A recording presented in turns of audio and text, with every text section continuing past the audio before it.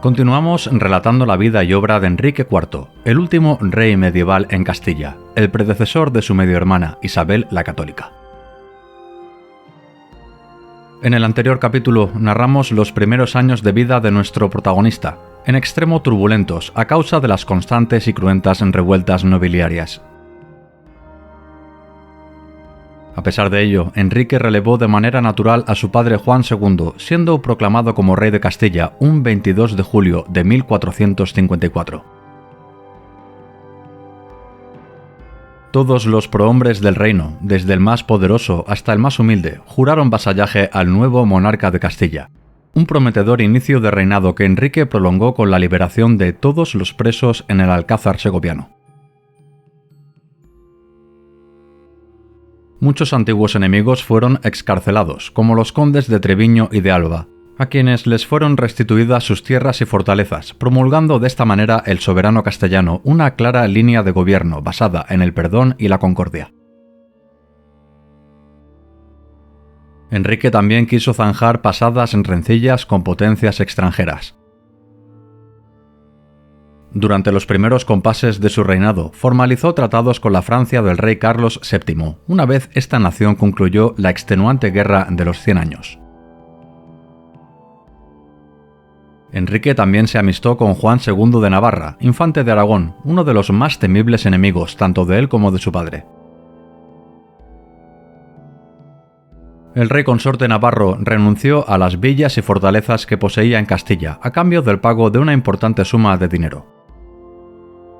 Más aún, el almirante Enríquez, acérrimo enemigo del fallecido Juan II de Castilla, también fue perdonado y sus posesiones le fueron devueltas.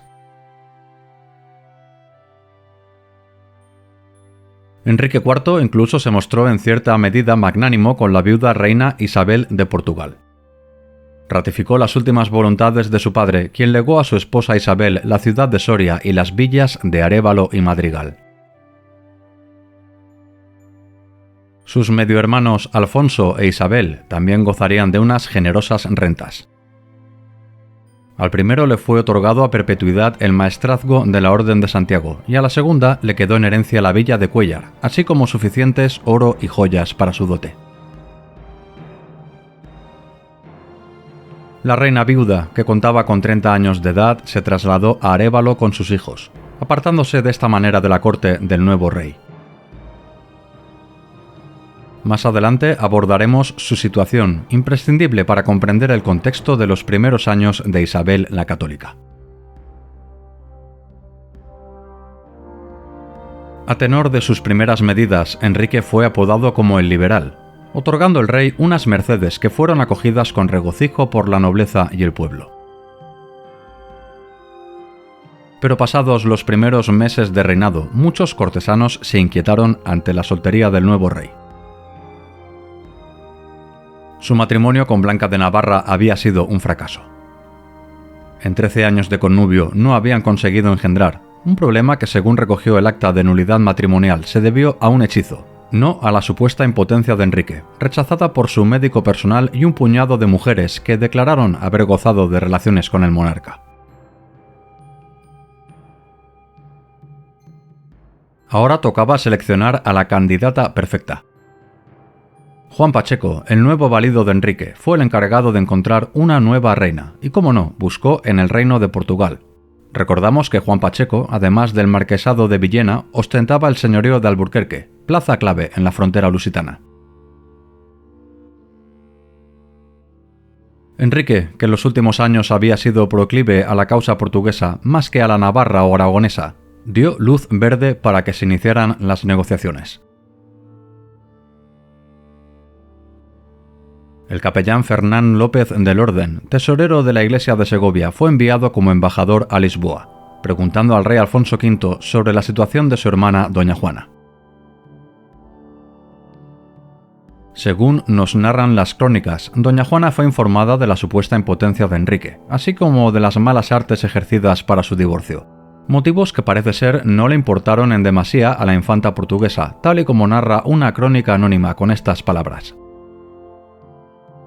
Doña Juana hubo tan gran deseo de reinar en estos reinos que respondió al rey su hermano que pues el rey don Enrique placía, ella era muy contenta de casar con él, no obstante las cosas ya dichas. Antes de continuar con la biografía de Enrique, es menester detenernos para hacernos una idea del personaje, tanto en lo físico como en lo psíquico, según nos atestiguan los documentos de la época. De los cronistas contemporáneos nos quedamos con el retrato de Enríquez del Castillo, quien nos pinta al rey de la siguiente forma. Era persona de larga estatura y espeso en el cuerpo y de fuertes miembros. Tenía las manos grandes y los dedos largos y recios. El aspecto feroz, casi a semejanza de león, cuyo acatamiento ponía temor a los que le miraban. Las narices romas y muy llanas. Ojos garzos y algo esparcidos, encarnizados los párpados, donde ponía la vista, mucho le duraba el mirar. La cabeza grande y redonda, la frente ancha, las cejas altas, las sienes sumidas, las quijadas luengas y tendidas a la parte de Ayuso, los cabellos rubios, barba luenga y pocas veces afeitada, la tez de la cara entre rojo y moreno, las carnes muy blancas, las piernas muy luengas y bien entalladas. Los pies delicados. Vemos pues que Enrique IV era un hombre con regia figura, fuerte y gallardo, como un rey salvaje semejante a un león, según palabras del historiador francés Le Breton, una imagen de fiereza que no se correspondía con sus acciones. Recordamos que la mayoría de crónicas que nos han llegado son posteriores a la vida de Enrique. La gran mayoría de documentos coetáneos fueron destruidos por Isabel la Católica en un intento de ocultar su posible usurpación respecto a Juana la Beltraneja. En su lugar, la futura reina Isabel permitió la publicación de escritos en extremo severos con su medio hermano, cuyas principales críticas se basaron en acusarlo de amistarse con musulmanes, ya que según parece gustaba vestir de esta guisa. Otras fuentes son más hirientes, con recriminaciones poco fundadas. Algunos autores achacaron su supuesta impotencia por la causa de que se entregó a abusos y deleites de los que hizo hábito. En otra crónica se dice que de tales abusos le vino la flaqueza de su ánimo y la disminución de su persona. ¿Cuáles eran estos abusos? Hernando del Pulgar los explicita. Estos deleites que la mocedad suele demandar y la honestidad debe negar. Sin duda, una manifiesta alusión a una supuesta homosexualidad.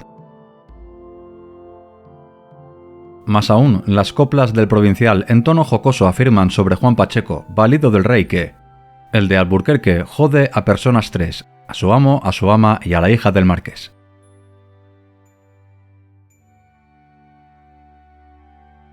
Una descripción que sí se ajusta a la realidad es la del cronista Palencia, que se refiere a las extrañas costumbres de Enrique. Según él, prefería el contacto con las personas sencillas y humildes que a los cortesanos. Toda conversación de gentes le daba pena. A sus pueblos pocas veces se mostraba, huía de los negocios, despachábalos muy tarde. Todo canto triste le daba deleite, preciábase de tener cantores y con ellos cantaba muchas veces. Estaba siempre retraído, tañía dulcemente el laúd, sentía bien la perfección de la música.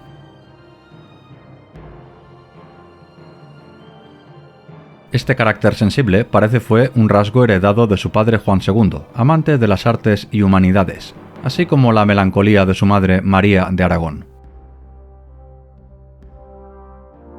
El historiador francés Le Breton ha llamado al rey Enrique el Salvaje, ya que asemejaba su figura a la de un león. De él decía, era gran cazador de todo linaje de animales y bestias fieras, su mayor deporte era andar por los montes, y en aquellos hacer edificios y sitios cercados. Por lo que sabemos, Enrique no gustaba de la caza, sino de observar y tratar con animales. Como veremos más adelante, incluso favoreció la conservación de especies, creando zonas protegidas donde los animales eran respetados.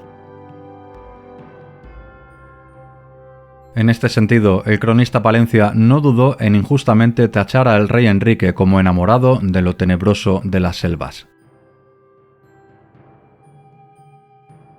Una de las críticas más duras que recibió durante su reinado fue su falta de gallardía en el campo de batalla. Palencia afirma que este poco ardor combativo era debido a que Enrique era un rey humanitario, según nos narra con estas palabras.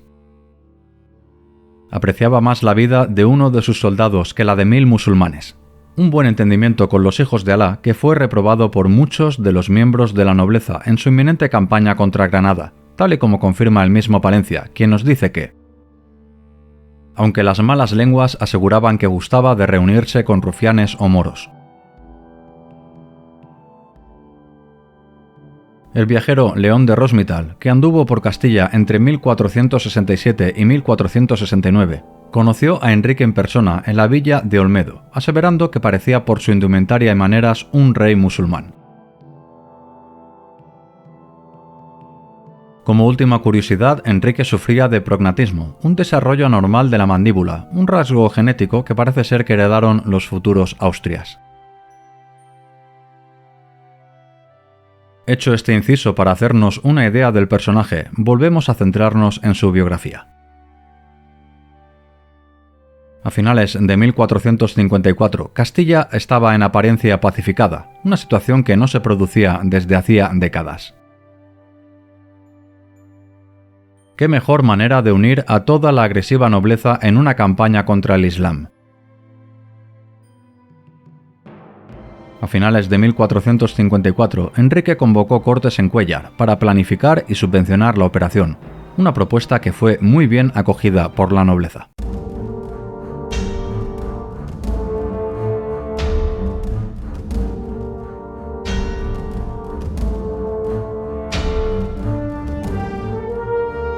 A principios de 1455 todo estaba preparado. Enrique dejó al mando del reino al arzobispo de Toledo Alonso Carrillo de Albornoz y a don Pedro Fernández de Velasco, conde de Haro. En primavera de 1455, Enrique aglutinó en torno suyo a un numeroso ejército, se estima que unos 3.500 jinetes, bajo órdenes directas del rey. Este ejército estaba compuesto por las huestes de los más poderosos señores, así como milicias concejiles de las más importantes ciudades.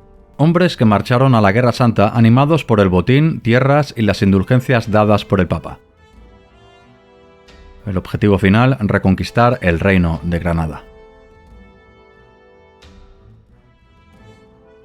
El momento era idóneo, ya que el reino nazarí de Granada se encontraba inmerso en una severa crisis sucesoria. Su rey Abu Nasser Sad se sorprendió al ver tamaña cantidad de soldados cristianos a las puertas de Granada, una cifra de combatientes que no se veía desde hacía 100 años durante las memorables campañas de Alfonso XI.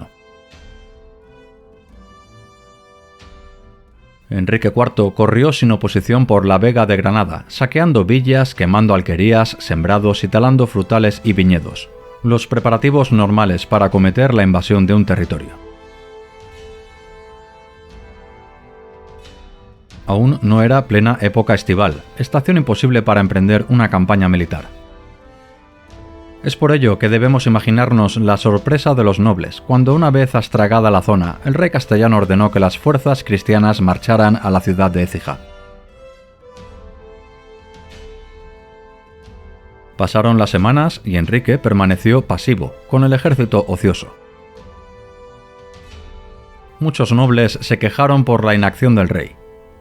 La situación era perfecta para tomar definitivamente el reino de Granada y de una vez por todas expulsar a los musulmanes de la península. Pero Enrique se mostró inflexible.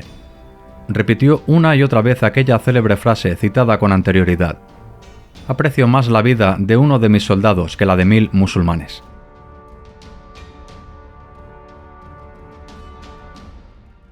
La indignación corrió por el campamento cristiano. Corrieron rumores que afirmaban que el rey estaba en trato secreto con los nazaríes. Como prueba, semanas atrás del inicio de la campaña, recibió en la corte con toda pompa y boato al hijo del rey de Granada, asignándole una gran cantidad de dinero para su enorme séquito, una estancia que no gustó nada a la nobleza.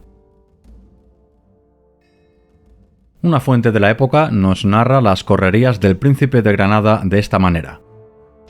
De la estada de estos moros en este reino se siguieron grandes inconvenientes, porque dondequiera que estaban aposentados facían grandes exorbitancias e daños, e tomaban mujeres e facían otras cosas mucho más feas, a lo cual todo el rey daba lugar. E como quiera que de ellos muchas quejas venían, ninguna pena a ellos se daba, ni a los querellosos remedio, de lo cual el rey se siguió grande servicio e vergüenza.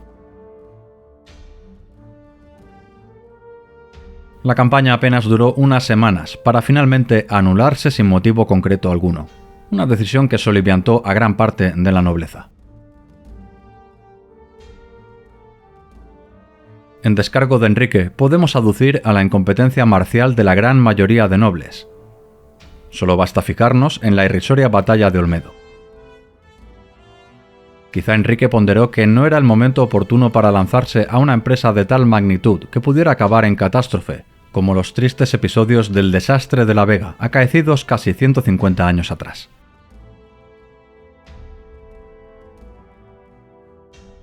Sea como fuere, tras esta fallida campaña, Enrique se dirigió a Córdoba, estableciendo la corte en la antigua capital de los omeyas. Allí le esperaba Juan Pacheco, con excelentes noticias desde Portugal.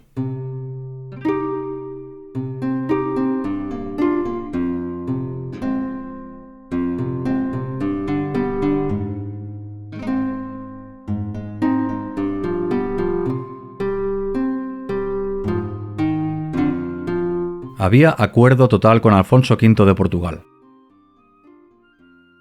Las negociaciones habían sido largas y el rey portugués utilizó la baza de la supuesta impotencia de Enrique para conseguir un buen trato. En lugar de ser el monarca portugués el que aportara dote, se estipuló que sería el mismo Enrique IV quien abonaría 100.000 florines, una renta de 1,5 millones de maravedís anuales y las poblaciones de Ciudad Real y Olmedo hasta que la reina viviese. Este inusual y generoso acuerdo es uno de los argumentos utilizados por los detractores de Enrique IV para señalar su supuesta impotencia. Como curiosidad, aportamos el dato que doña Juana contaría con el servicio de 12 doncellas portuguesas, unas jóvenes muchachas que revolucionarían la austera corte española y veremos más adelante trajeron no pocos escándalos.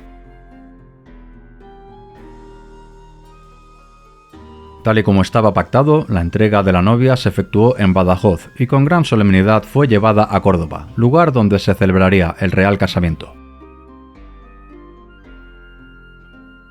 Como era costumbre en la época, el rey se adelantó y de incógnito se incorporó a la comitiva de la futura reina. En un lugar llamado Las Posadas, el capellán Fernández del Orden puso en conocimiento la presencia del rey y parece ser que Enrique y doña Juana compartieron alcoba durante varias horas.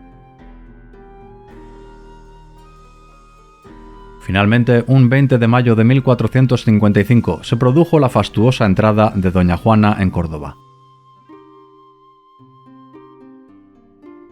Tras oficializarse el enlace, como era menester, hubo un gran banquete. Llegó la tan esperada primera noche de bodas, pero para descontento de los nobles allí presentes, Enrique IV prohibió el habitual testimonio de la consumación, una decisión que dio lugar a todo tipo de pábulos sobre su supuesta impotencia.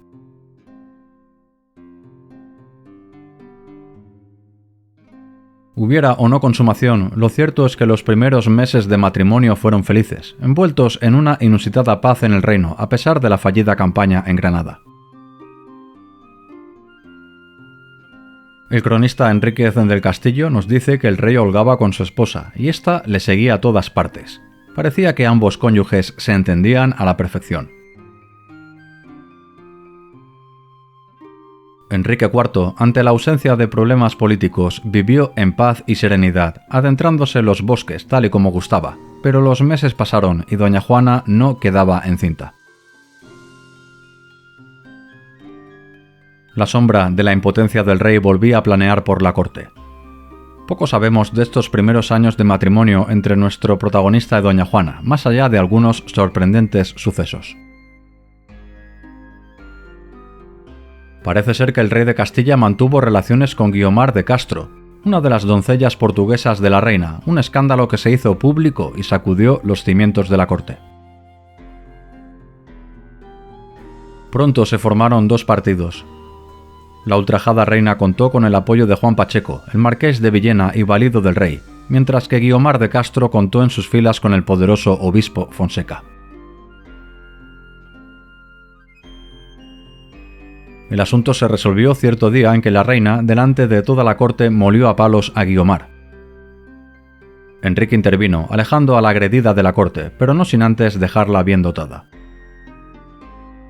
Guiomar de Castro recibió un palacio, tierras y demás dádivas. Las crónicas apuntan a que a pesar del alejamiento de su amante, Enrique continuó visitándola, hasta que pasados unos meses decidió casarla con el primer duque de Nájera, de la familia de los Treviño. Según apuntan las fuentes, Enrique IV también tuvo romances con una noble llamada Catalina de Sandoval, que a su vez era cortejada por un mancebo llamado Alonso de Córdoba. El joven pretendiente recibió un severo correctivo. Enrique IV ordenó su ejecución, siéndole cortada la cabeza en Medina del Campo. Años más adelante, nuestro protagonista nombró a Catalina de Sandoval como abadesa del monasterio de las Dueñas.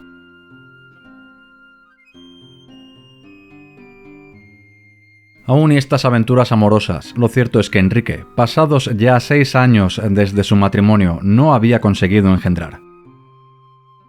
Ni con su esposa ni con ninguna de sus barraganas.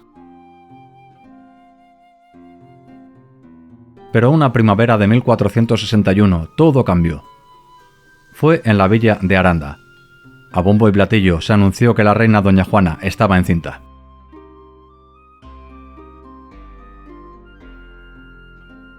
Se celebraron grandes fiestas y banquetes en todo el reino. Las crónicas nos dicen que Enrique se mostró en extremo solícito con la reina, la portadora del quizá futuro monarca de Castilla. El parto se produjo en febrero de 1462, y como era costumbre, además de las comadronas, debía estar presente una representación de la nobleza, con el fin de testificar el nacimiento y evitar fraude alguno. A pesar de ser madre primeriza, según narran los cronistas, el parto fue fácil, una situación que sembró la duda en los allí presentes. ¿Quizá doña Juana hubiera dado a luz antes del casamiento con Enrique? Más aún, algunos cronistas, recordamos, posteriores a esta época y adeptos a Isabel la Católica, afirman que la reina era virgen, una situación posible científicamente hablando, pero en extremo anómala.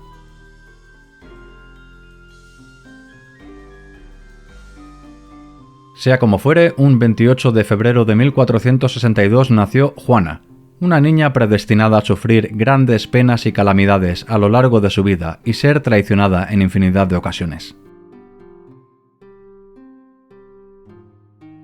Un poco más adelante veremos de dónde le provino el infame mote con el cual ha pasado a la historia. Juana la Beltraneja.